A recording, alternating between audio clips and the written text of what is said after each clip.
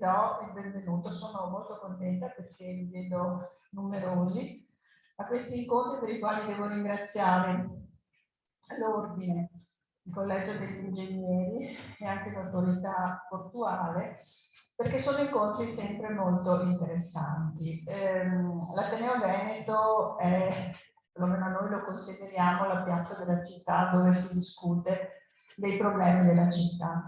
E il porto è uno degli elementi topici della nostra città. Venezia nella sua storia non è stata mai concepita senza il suo porto e il suo porto senza la città. Erano un tutt'uno.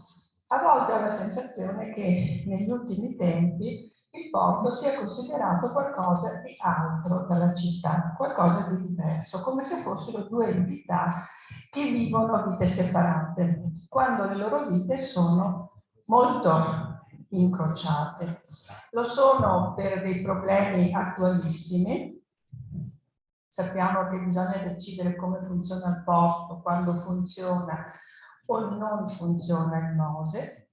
Qual è il destino del porto con il gigantismo navale, perché ha portato che molte imbarcazioni non possano più utilizzare il nostro porto? Come possiamo farlo vivere vincendo la concorrenza di altri porti, tra l'altro essendo in una condizione assolutamente favorevole, perché abbiamo un entroterra molto ampio, abbiamo una rete di servizi, di infrastrutture, di collegamenti sviluppatissima.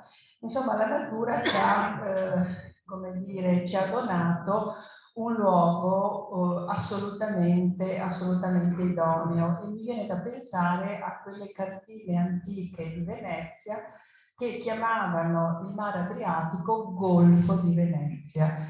Quindi Venezia era lo sbocco naturale del Mediterraneo che si inseriva con un golfo, non con un mare, risalendo l'Italia. Io credo che ci siano dei problemi attuali da risolvere subito, e li ho citati prima, ma anche problemi da risolvere in prospettiva, con una visione che deve essere chiara, deve essere univoca e deve far sì che Venezia e il suo porto, non dico ritornino ad essere quelle che erano, ma certamente stiano come possono stare al passo con i tempi. E ringrazio ancora il collegio, l'ordine, l'autorità portuale di aver scelto l'Ateneo. L'Ateneo è sempre disponibile per queste iniziative, e lascio la parola all'ingegner Carraro, Presidente del Consiglio dell'Ordine degli Ingegneri della città metropolitana.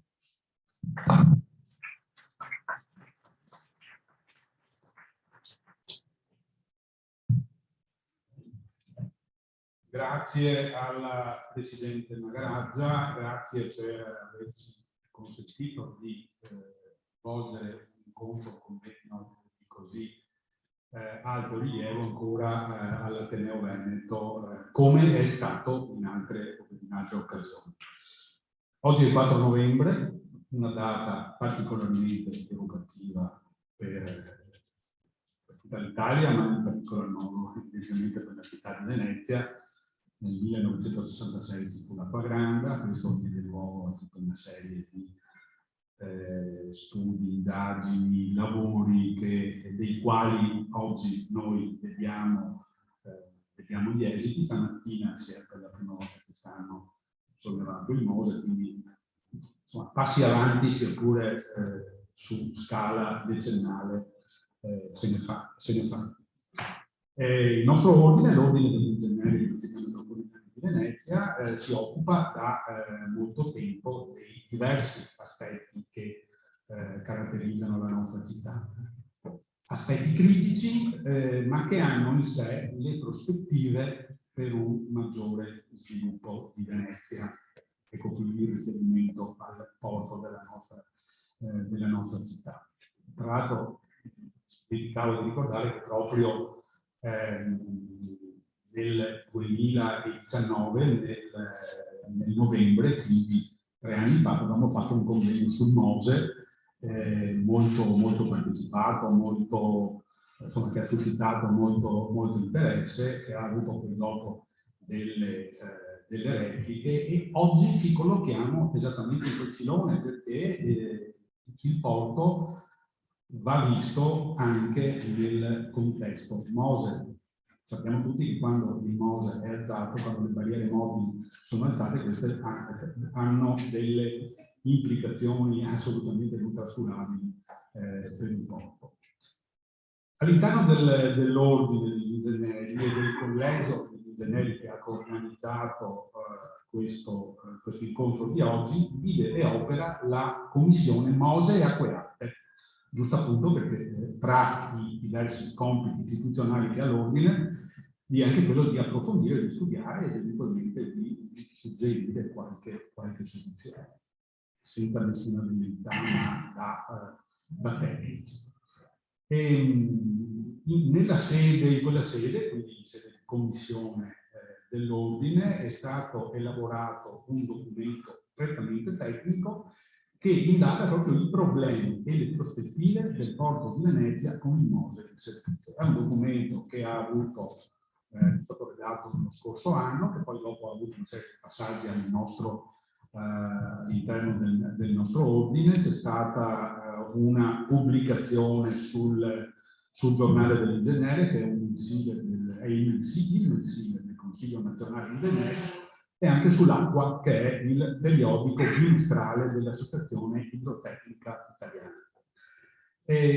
Questo documento aveva evidentemente una serie di contenuti di carattere tecnico, propositivo, che ci pareva utile fossero posti alla base di un dibattito, di una presentazione del tema più ampio della portualità della nostra città, e quindi ci siamo rivolti naturalmente, vi ringrazio, all'autorità del sistema portuale del mare Adriatico settentrionale, Porti di Venezia e Chioggia, per concordare assieme l'organizzazione del convegno di oggi. E quindi ringrazio e termino, ringrazio Marco Baldini, che è il collega ingegnere coordinatore della commissione MOSE, che è l'anima proprio della commissione, e che ha promosso e redatto insieme con gli altri colleghi, sono una ventina di colleghi ingegneri della commissione, che ha prodotto questo documento che facevo tempo prima. Ringrazio Sandro Boato, presidente del collegio di ingegneri, che parlerà tra un momento. Ringrazio naturalmente anche la Fondazione Ingegneri, che consente poi dopo di organizzare questo tipo di eventi. Ho già ringraziato, ma lo rifaccio, Antonella Mangarazza, presidente dell'Ateneo, e tengo per ultimi, ma dovrebbero essere i primi, gli amici dell'autorità del sistema portuale, perché hanno in sé il know-how relativamente al porto di Venezia. Grazie anche a tutti i relatori, che poi presenterò singolarmente, le autorità che porteranno i saluti a seguire, e tutti i partecipanti dal vivo e anche da remoto, perché ci sono anche c'è un uditorio da remoto, perché evidentemente non tutti riescono a essere presenti qui, sono riusciti a essere presenti qui in sala. Passo quindi la parola a Sandro Boato, perché è presidente del collegio ingegneri. Ordine e collegio hanno coorganizzato questo evento. Prego. Grazie, buon pomeriggio a tutti. Sono felice di vedere che la sala è piena, quindi vuol dire che il tema desta interesse e continua a destarlo, ma non potrebbe che essere così, perché appunto, come diceva la Presidente Mangarazza, il porto e questa città sono due entità che sono state legate da sempre tra di loro, e il porto ne ha rappresentato il motore non soltanto dell'economia, ma direi della società nel suo complesso. Probabilmente la posizione della città all'interno di una laguna protetta ha favorito l'installazione del porto e anche ha favorito il suo sviluppo.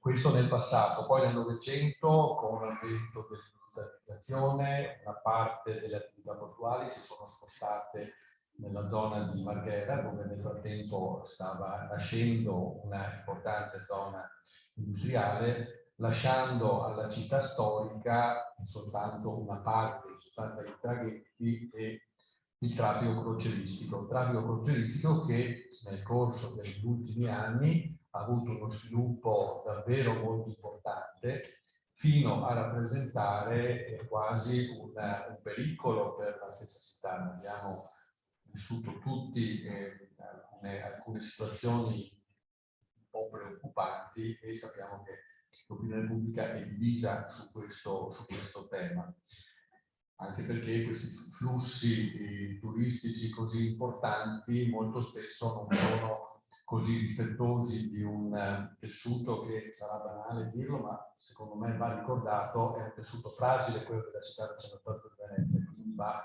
trattato con particolare attenzione. E poi ci sono gli altri aspetti che in qualche modo sono legati alla portualità, cioè l'evoluzione dell'ambiente fisico e la crisi climatica, le acque alte sempre più frequenti, le opere di chiusura alle bocche di porto, ormai realizzate anche se non del tutto ultimati, che per l'attività portuale però possono rappresentare un problema, nel senso che ostacolano indubbiamente il traffico delle navi, e questo provoca dei problemi anche di tipo economico e di tipo gestionale sicuramente. Diciamo che l'ambiente naturale ha bisogno di essere lasciato in pace, ha bisogno di una sua dimensione. Le attività antropiche, ma questo è una cosa che non è solo di oggi ma è da sempre, in qualche modo interferiscono nella naturalità. Questo è indubbiamente un sistema molto complesso e è necessario quindi trovare il giusto equilibrio per garantire sia lo sviluppo del porto ma anche il benessere della città e non compromettere l'ambiente naturale. È questa una sfida, direi, certamente non facile da affrontare.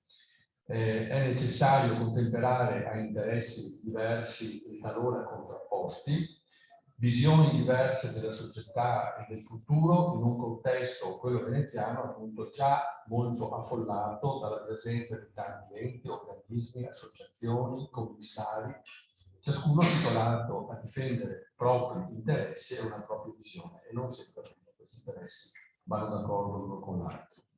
Quindi abbiamo promosso, come diceva Mariano Ferraro, questo convegno insieme con l'autorità portuale per aprire un dibattito su questi temi che appaiono assolutamente essenziali per questa città e anche per il suo interland, per il territorio che ci sta dietro, che è un produttore primo del porto, per dire che come categoria professionale, categoria degli ingegneri, possiamo e vogliamo offrire un contributo fattivo per suggerire e proporre soluzioni che siano però nel solco della sostenibilità e dell'economia economica e ambientale. Quindi auguro buon lavoro a tutti, i relatori e a tutti i presenti. E vi saluto. Grazie a Sandro Boato e la parola adesso è all'ammiraglio Piero Pellizzari, direttore marittimo del Veneto e comandante della Capitaneria di Porto di Venezia e quindi sono direttamente interessato al tema della portualità. Sì, grazie, saluto la Presidente lei Presidente dell'Ingegneri per questo invito, per l'autorità portuale per aver organizzato questo momento di incontro che per noi è sempre importantissimo, perché si discute di mari, di marittimità, di porti e non è facile spesso portare al centro dell'attenzione un territorio così importante e così tecnico queste tematiche. È stato ricordato il convegno sul Mose, che è stato un momento secondo me veramente importante di 2 anni fa. Su questa linea io intendo continuare portando strategia di rilancio, ma questo rilancio in che cosa si inquadra? Beh, finalmente sì, dopo sì, la guerra, il Covid, l'inflazione, si parla in questo momento soprattutto di che cosa? Di energia e di logistica. E queste sono tematiche che purtroppo anche qui, come la marittimità, non sono sempre state all'attenzione, soprattutto la logistica. Questa idea dell'Italia proiettata nel Mediterraneo con piattaforma logistica che intercetta i traffici sono da qualche anno che la sentiamo, ma è venuta soprattutto in questi ultimi tempi alla nostra attenzione, finalmente, anche perché abbiamo subito appunto le conseguenze dopo il Covid. Abbiamo visto come la catena logistica del trasporto sia importante. Stiamo passando dal just in time al just in case, che è un passaggio veramente delicato, quindi con un accorciamento della catena logistica che pone di fatto una volta di più il Mediterraneo al centro della nostra attenzione, quindi il Mediterraneo e i nostri porti, quindi centralità del Mediterraneo con tutta una serie anche, questi sono aspetti tutto sommato positivi, ma ci sono stati anche degli aspetti assolutamente negativi, come l'ingorgo dei porti, sia dei porti asiatici che dei porti americani. Questo si è tradotto in delle tempistiche assolutamente non prevedibili di approvvigionamento della catena del valore, e questo ha creato decisamente dei tempi. Questo sta migliorando, stiamo migliorando, nonostante che la guerra incombe con negative conseguenze sia sul settore energetico che sulla parte ceramicola, che abbiamo scoperto anch'essa così importante quanto sono importanti queste navi che trasportano la sussistenza di fatto anche in paesi del Nord Africa e del Sub-Sahara. Da qui potete immaginare anche le conseguenze che ci toccano direttamente come corpo di cavalleria, come guardia costiera per la parte anti-immigrazione. Quindi ci sono sì, sintomi di fragilità, come Suez sicuramente, avete visto quella nave, 400 metri di nave che non potrà mai scalare Venezia, ma sicuramente Suez sì, che si va a incagliare in mezzo a un canale che ha solamente una via di percorribilità, e quindi cosa ha voluto dire in termini proprio sulla catena logistica dei nostri approvvigionamenti. Quindi, ma anche sintomi di rilancio, nel senso che finalmente i nodi si stanno abbassando, i costi si sono decisamente innalzati e sul miglioramento dei tempi in generale di quello che sono tutte state le consegne. Questo è il quadro un pochino generale, parlando di Venezia e del suo porto, ma lo volevo inquadrare all'interno di quella che è una situazione generale. Beh, insomma, il porto di Venezia è un tema che, per quanto, come la vedo io, ho sempre detto, è un tema soprattutto infrastrutturale. Infrastrutture che sono sia hard che soft, che devono messe assolutamente in campo, o quantomeno devono essere mantenute insieme a un processo che deve essere assolutamente di digitalizzazione, ma questo lo sappiamo tutti, e di semplificazione delle procedure.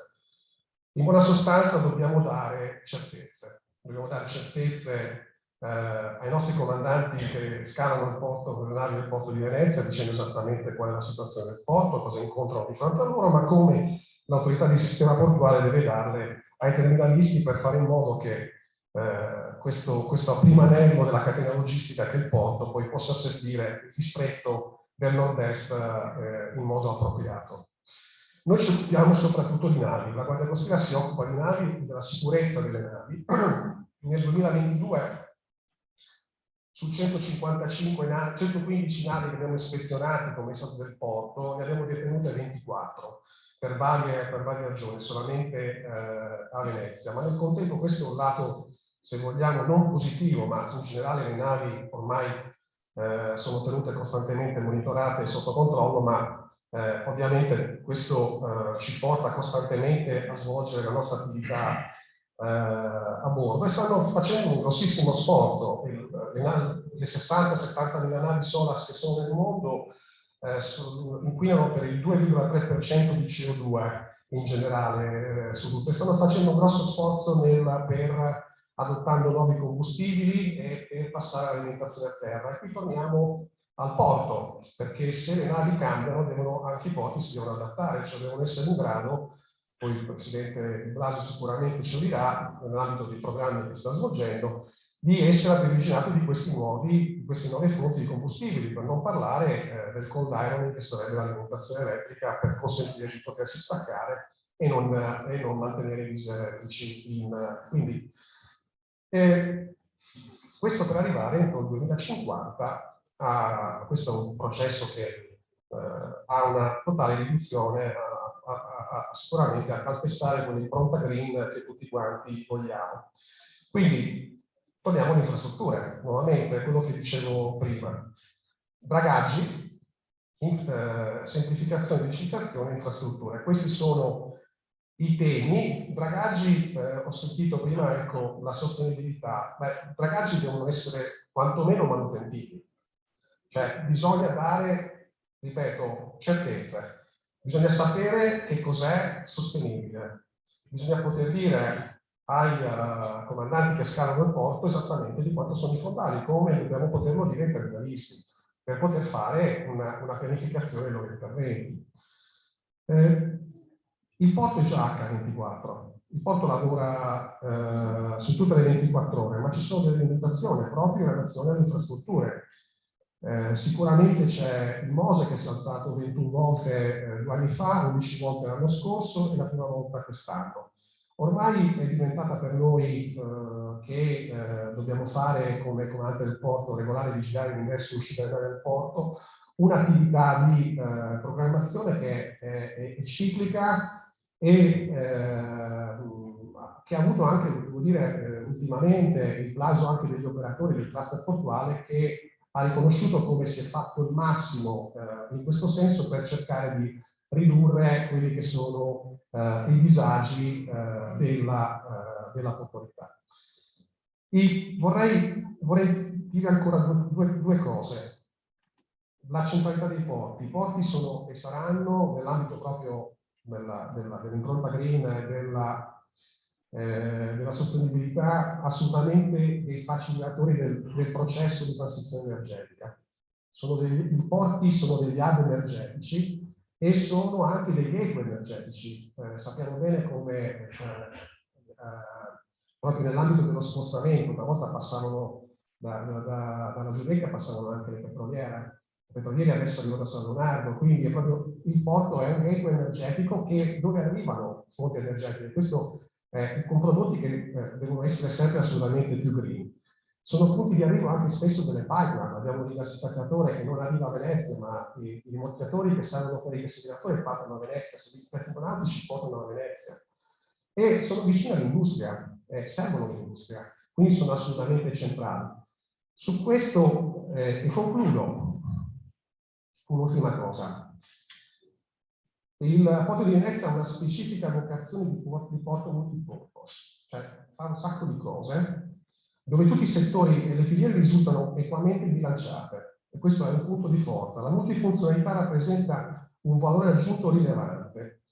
Un porto con funzioni diversificate su filiere agroalimentari, siderurgiche, chimiche, energetiche e passeggeri permette di assorbire cambiamenti repentini e spesso imprevedibili. Cambiamenti repentini e imprevedibili che abbiamo visti sia nell'inserimento delle navi passeggeri a Marghera, e quindi è stato un cambiamento che è stato, se vogliamo, passa la crisi nel 2012, ma 2 anni fa è successo quello che è successo, ed è successo, siamo trovati di fronte alla situazione, è stato nominato un commissario addirittura per svolgere questa funzione. E questa capacità permette di assorbire cambiamenti repentini e spesso imprevedibili dell'economia e della situazione internazionale. La situazione internazionale che è quella dovuta al conflitto armato in questa. Quindi vi sarà rilancio, e sono certo che vi sarà grazie anche alle iniziative già messe in campo e che seguiremo nel prosieguo di questi lavori. Il valore aggiunto della multifunzionalità venga affiancato e supportato da garanzie di accessibilità. L'accessibilità nautica è fondamentale, deve rimanere al centro della nostra attenzione, e infrastrutturale e della semplificazione dei processi e della procedura. Grazie.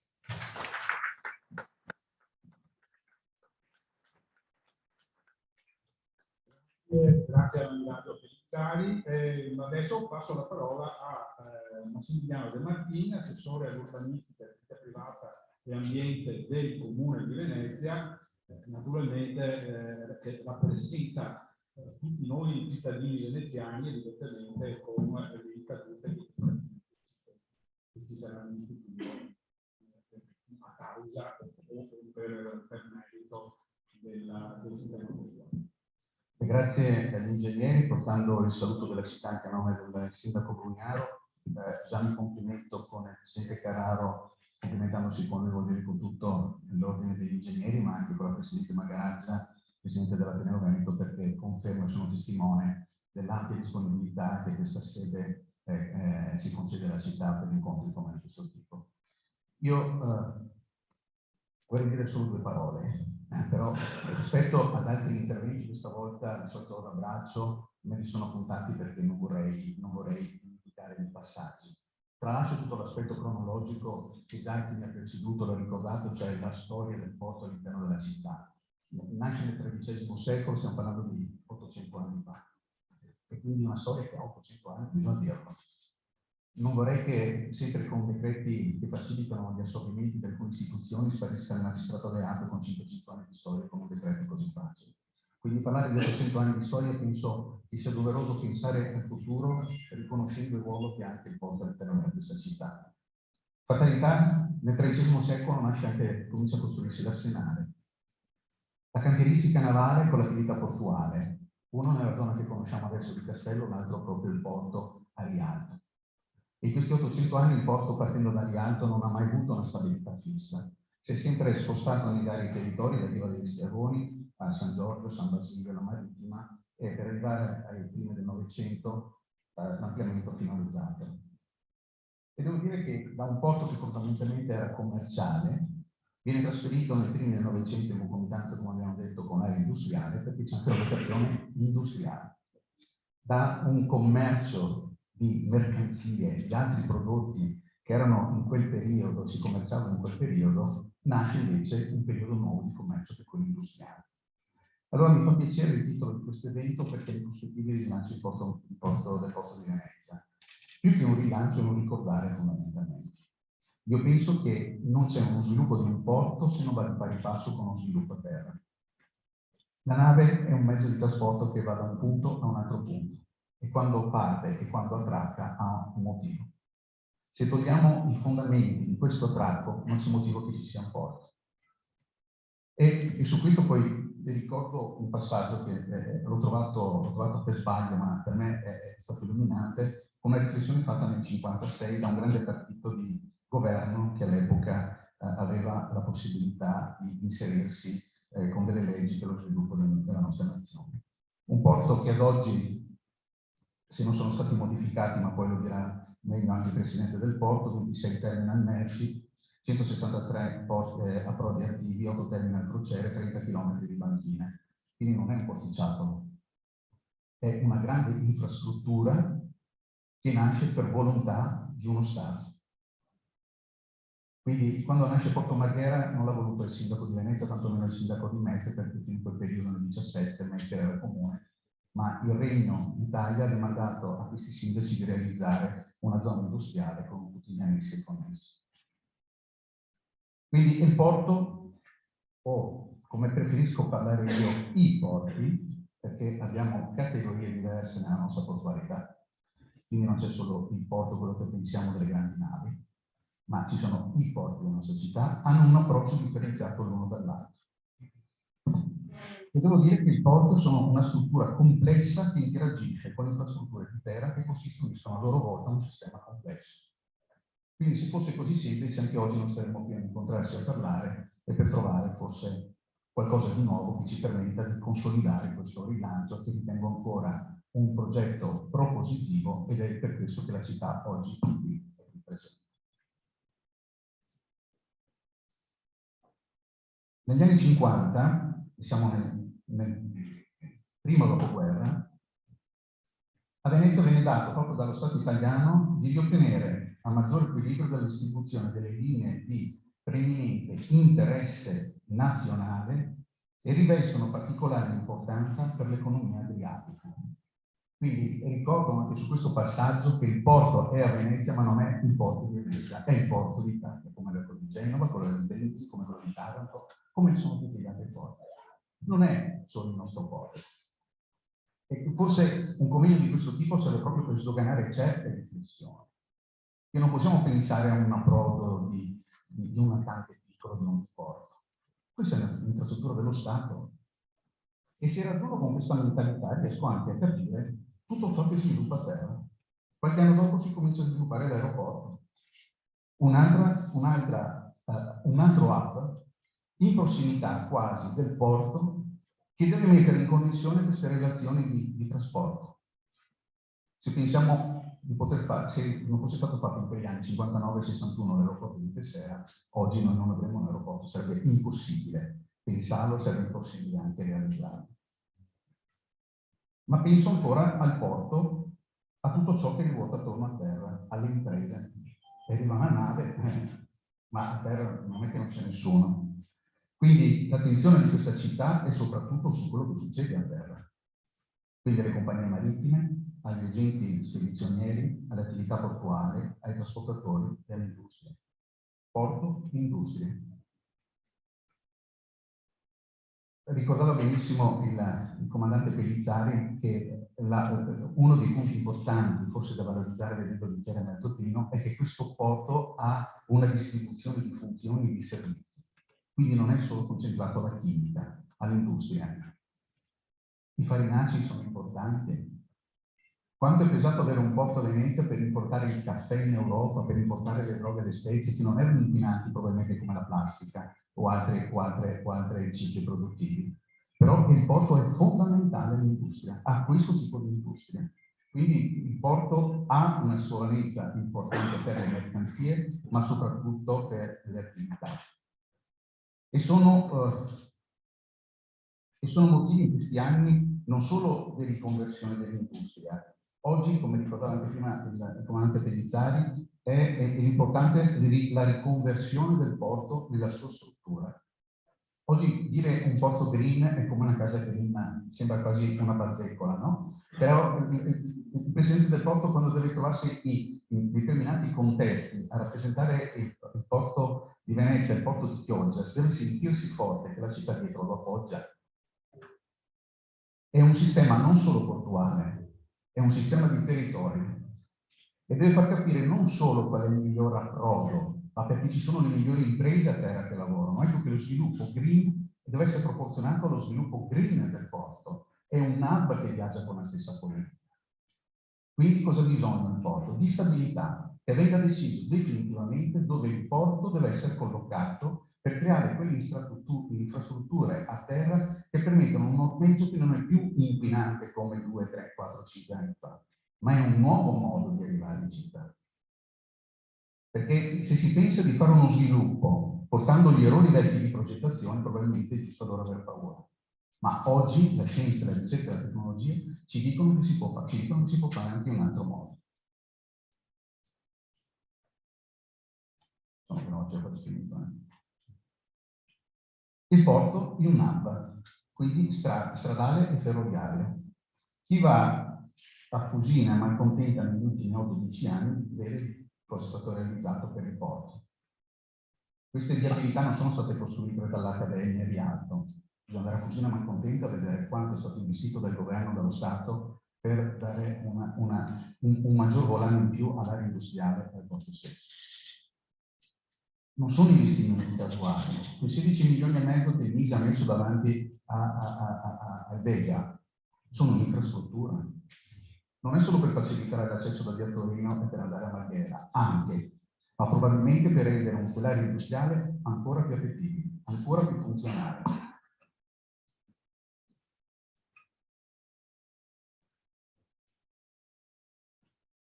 Quindi, caro Presidente del Porto, faccia capire in modo opposto alla città e al territorio quanto è importante per la nostra azione avere un porto. Porto per togliere quel dibattito sì o quel dibattito no. Perché come lei deve andare in determinati contesti con una città che sostiene un nuovo porto, anzi nuovi porti, lei porti in modo molto chiaro cosa si sta sviluppando sul porto. Perché lì c'è scritto le prospettive di rilancio, non in modalità di chiusura del porto. Quindi penso che le persone che sono al di fuori di questo contesto, di queste riunioni, devono crearsi anche una coscienza diversa, una coscienza molto più tranquilla, molto più serena. Io vi leggo e finisco un passaggio sempre di questa relazione, di questo partito degli anni 50, che parlava sullo sviluppo del porto del 1956 della città di Venezia. E dice che proprio per la propria posizione di città guida dell'Adriatico, seguendo una tradizione che le apparteneva storicamente, molto del futuro successo dipenderà anche da fatti di natura internazionale e dai limiti in cui altri paesi abbasseranno la barriera dietro la quale si sono chiusi. Venezia ditta oggi all'Italia, Venezia dice all'Italia, la strada da seguire. Quando il nostro paese si è chiuso nei propri confini e ha seguito nelle varie forme una politica economica autarchica e di isolamento, le nostre genti hanno avuto miserie e dolori. Quando l'Italia ha navigato libera, le nostre città libera sui mari e ha svolto una politica commerciale ed economica aperta, le nostre città sono state fiorenti e ricche.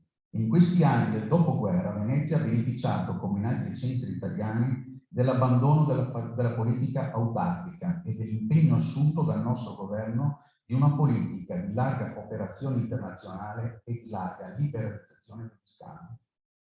È stata una politica a volte difficile, spesso impopolare, in quanto ha dovuto superare forme di inerzia, egoismi di gruppi, stimolando ad uno sforzo competitivo che è costato spesso molta fatica, ma i risultati sono evidenti e la nostra città avrà sempre più da guadagnare.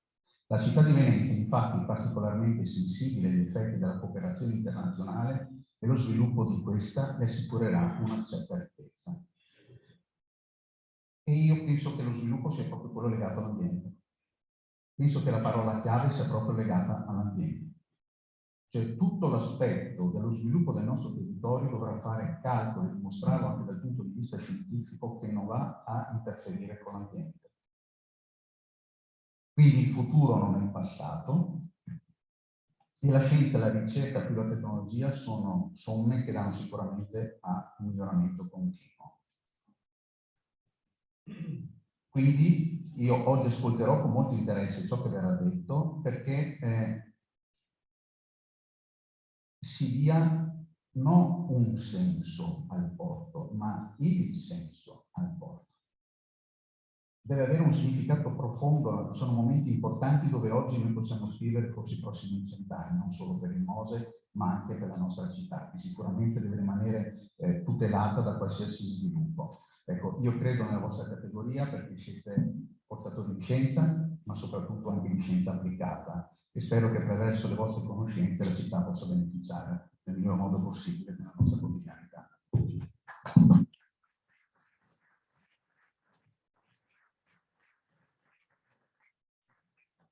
Grazie molte a Massimiliano De Martini e grazie anche all'ammiraglio Pellizzari, a Sandro Boato, alla Presidente Margherata, perché hanno fatto degli interventi, non vi saluto, avete visto, sono sentito, avete ascoltato, sono stati degli interventi organici che ben introducono, credo, introducono nel miglior modo possibile alle relazioni tecniche